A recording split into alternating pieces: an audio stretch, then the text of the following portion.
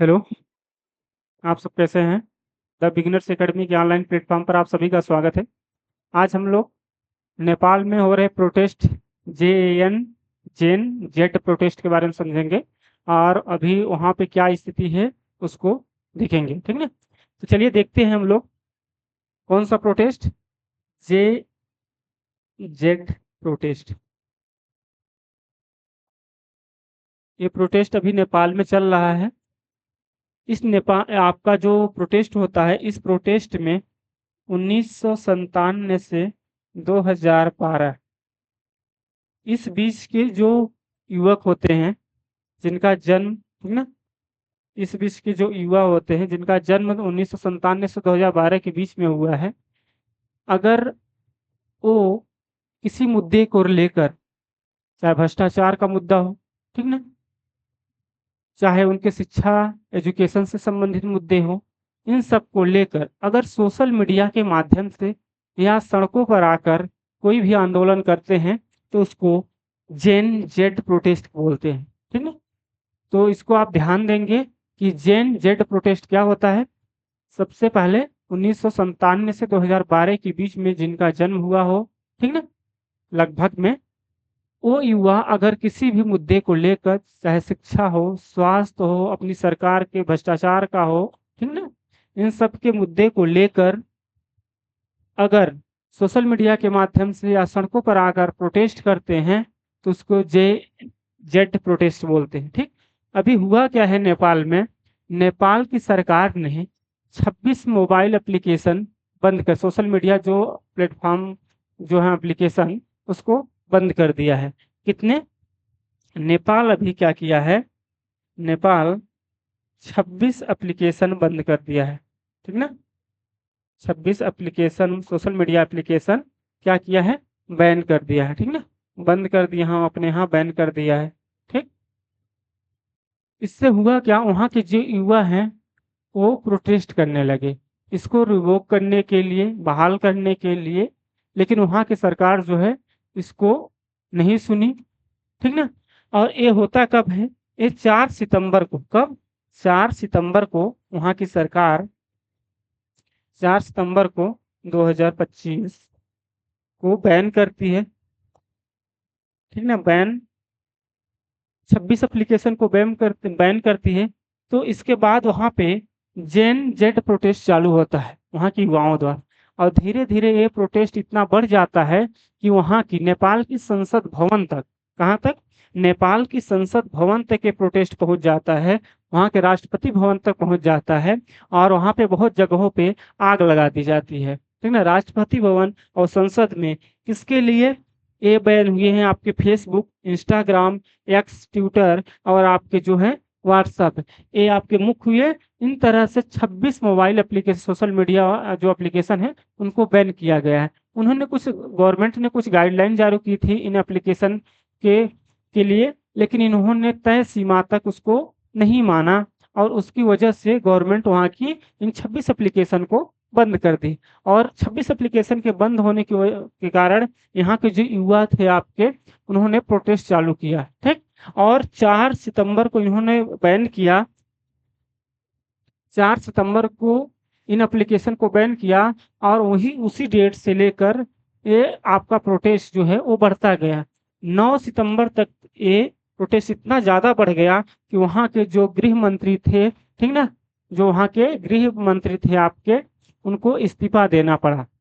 कौन सी पार्टी थे वो? आपका कम्युनिस्ट पार्टी ऑफ नेपाल से थे, सीपीएन पार्टी से थे, ठीक ना। उसके प्रमुख कौन है सीपीएन पार्टी के? वो हैं आपके पुष्प कमल दहल प्रचंड, ठीक ना। उसकी पार्टी के आपके जो गृह मंत्री थे, उन्होंने अपनी बहुमत, जो दोनों गठबंधन की सरकार थी, केपी शर्मा ओली, जो यूएमएल पार्टी के नेता थे। केपी शर्मा ओली जो थे वो किस पार्टी के नेता थे? यूएमएल, ठीक ना। इसका पूरा नाम क्या होता है? यूनिफाइड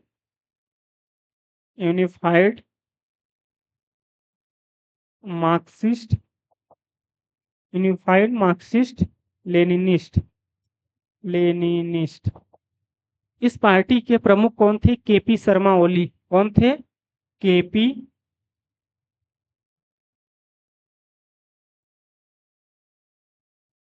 शर्मा ओली, ठीक ना। अभी पीएम थे वर्तमान में, यहाँ के प्राइम मिनिस्टर कौन था? केपी शर्मा ओली। किस पार्टी थे वो? यूएमएल पार्टी से थे, ठीक ना। इनमें किसके साथ गठबंधन में थे? तो था आपका कम्युनिस्ट पार्टी ऑफ नेपाल, ठीक ना, सीपीएन। कौन पार्टी थी? CPN, communist party of Nepal, communist party of Nepal. इसके प्रमुख कौन थे? इसके प्रमुख, इस पार्टी के प्रमुख जो थे आपके, वो थे पुष्प कमल दहल। कौन थे? पुष्प कमल दहल प्रचंड, ठीक है, ये थे। इन दोनों पार्टियों की गठबंधन की सरकार वहां पे भी वर्तमान में थी, लेकिन 9 सितंबर को, कब? 9 सितंबर को, ठीक ना, 9 सितंबर को सीपीएन ने अपना वहां से बहुमत वापस लिया, ठीक, जो सपोर्ट था उनको वापस लिया। और इसके बाद यूएमएल जो थी, केपी शर्मा ओली जो प्रधानमंत्री थे, वो उनका बहुमत से हो चुके और उनको 9 सितंबर को इस्तीफा देना पड़ा।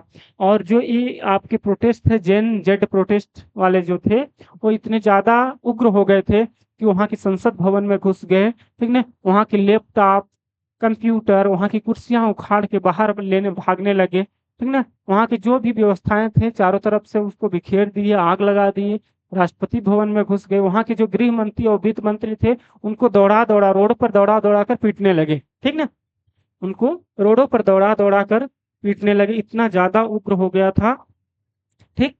ये है वहाँ के यूथ जो है, यहाँ पे देखिए, ये है youth of the against the corruption, corruption के खिलाफ ये सब था। नेपाल जेएन जेड प्रोटेस्ट थी ना, सोशल मीडिया रिवोक करने के लिए, जो सोशल मीडिया के प्लेटफॉर्म बंद हुए थे उसको रिवोक करने के लिए प्रोटेस्ट था मुख्य रूप से। अभी तत्कालिक कारण इनका जो एप्लीकेशन बंद हुए वो था, लेकिन इससे पहले भी वहाँ के करप्शन को लेकर, ठीक ना, इन सबको और परिवारवाद को लेकर, इन सब के लिए वहां से पहले से ये सारी चीजें चल रही थी। Youth the against the corruption, ठीक ना, इसको देखेंगे, जेएन अगेंस्ट द करप्शन, ठीक, नेपोटिज्म, नेपोटिज्म के खिलाफ थे, ठीक ना। इन सब के पहले से इनके चल रहा था, बेरोजगारी के खिलाफ ये चल रहा था। लेकिन जैसे ही ये 26 एप्लीकेशन बंद हुए गवर्नमेंट के, और इनको प्रोटेस्ट जो था वो उग्र रूप धारण कर लिया, ठीक। अभी तो जो आपके केपी शर्मा ओली, इन दोनों पार्टियों की सरकार थी, ठीक ना। इनको देखेंगे अगर एग्जाम में पूछता है कि पुष्प कमल दहल और ये आपका बोलेंगे कि नेपाल में किसकी सरकार थी, तो केपी शर्मा ओली पीएम थे और ये यूएमएल पार्टी के थे। किसकी पार्टी की बहुमत मतलब सपोर्ट से सरकार चल रही थी? सीपीएन, पुष्प कमल दहल प्रचंड, ठीक ना, इनकी पार्टी से, इनकी कम्युनिस्ट पार्टी ऑफ नेपाल, ठीक ना, इनको क्या बोलते हैं? माओवादी पार्टी। और ये क्या है आपका? मार्क्स, आपका मार्क्सिस्ट, ठीक ना, मार्क्सवादी पार्टी। तो यहाँ पे हमने देखा इसको डिटेल से कि किन वजहों से ये प्रोटेस्ट वहां पे चालू हुआ, ठीक।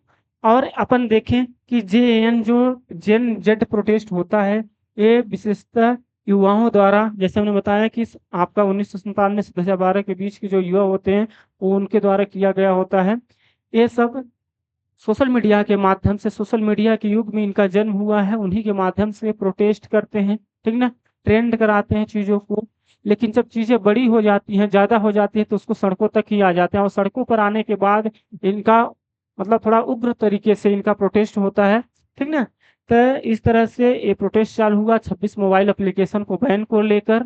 इनको पहले से ही सारी चल रही थी, भ्रष्टाचार को लेकर, नेपोटिज्म को लेकर, वहाँ के बेरोजगारी को लेकर पहले से उनके मन में बहुत ज्यादा गुस्सा था। लेकिन जैसे ही 26 मोबाइल एप्लीकेशन ये बंद हुए, तो वहाँ की जो युवा थे वो प्रोटेस्ट के लिए सड़कों पर आ गए और संसद भवन, राष्ट्रपति भवन, इन सब में घुसे, वहाँ पे आग लगाई, आगजनी की घटना हुई। और अभी वहाँ पे पूरा कंट्रोल वहाँ की आर्मी के हाथों में हो गया है और आपातकाल जैसी स्थिति निर्मित हो गई है, लग गई है, ठीक ना। और जो वहाँ के प्रधानमंत्री केपी शर्मा ओली थे वो देश छोड़ के बाहर जा चुके हैं। और जो वहाँ के आपके गृह मंत्री, वित्त मंत्री थे, इन सबको मतलब अंदर कर लिया गया है पकड़ के, ठीक ना। तो इसके बारे में हम लोग पूरा डिटेल के साथ देखें, वहाँ की स्थिति किन वजहों से ये सारी चीजें हुई हैं, ठीक ना। अगली क्लास में हम लोग किसी नए टॉपिक को लेकर फिर से आएंगे। धन्यवाद।